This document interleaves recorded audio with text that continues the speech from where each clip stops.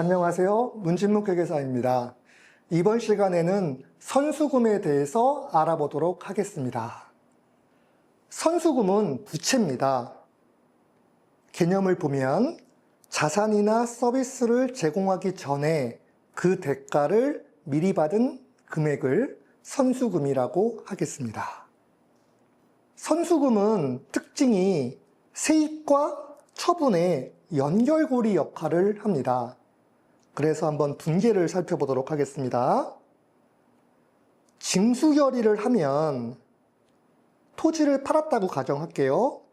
징수결의를 하면 차변에 미수 공유재산 매각대금이 나오고 대변에 선수금이 나옵니다.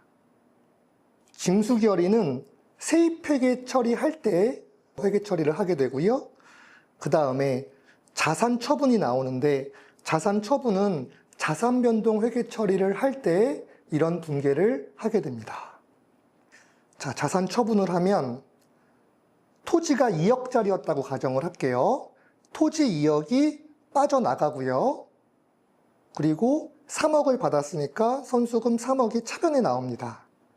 그래서 2억짜리 토지를 3억에 팔았으니까 자산 처분 이익이 1억이 나오게 됩니다. 그리고 첫 번째 분계에서 대변에 있던 선수금과 두 번째 분계에서 차변에 있던 선수금이 서로 3억, 3억 상계가 되게 됩니다.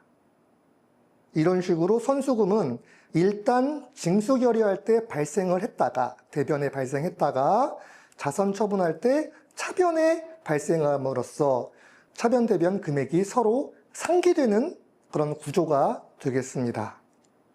그러면 선수금 관련 이슈를 살펴볼게요.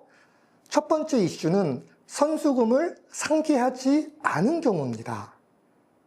그 경우 살펴보면은 위에 분계에서 예를 들어 3억이 처음 생겼다가 3억이 없어져서 결국에는 0이 돼야 되는데 3억이 생기기만 하고 두 번째 분계가 없음으로써 선수금이 그대로 만약에 살아있는 경우입니다.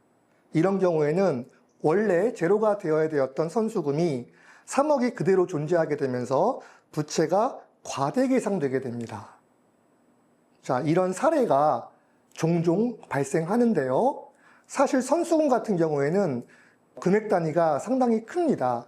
그래서 막 몇천억씩 선수금이 상계되지 않고 살아있는 경우가 생깁니다.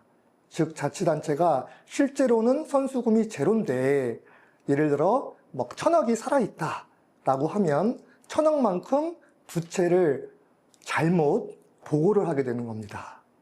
주의를 해야 되겠고요. 그 다음 이슈는 지방공기업 선수금에 대한 이슈입니다. 지방공기업은 우리가 직접 결산 보지 않습니다. 일반에게는 재무계산 담당자가 직접 결산을 보는데 반해서 지방공기업은 우리가 직접 결산 보지 않고 지방공기업 결산 담당자가 작성한 재무제표에 있는 숫자를 그대로 가져오게 되는데요. 따라서 지방공기업의 선수금을 우리는 그냥 그대로 갖고 오게 됩니다. 따라서 우리는 선수금 내역을 알 수가 없습니다. 따라서 결산이 끝난 후에 지방공기업의 선수금 내역을 알고 싶을 때는 선수금 내역을 별도로 지방공기업 결산 담당자한테 요청하시면 되겠습니다. 자, 이번 시간에는 선수금에 대해서 알아보았습니다. 선수금은 만약에 상계를 안 할 경우에는 과대계상 위험이 있기 때문에 주의를 해 주셔야 되겠습니다. 감사합니다.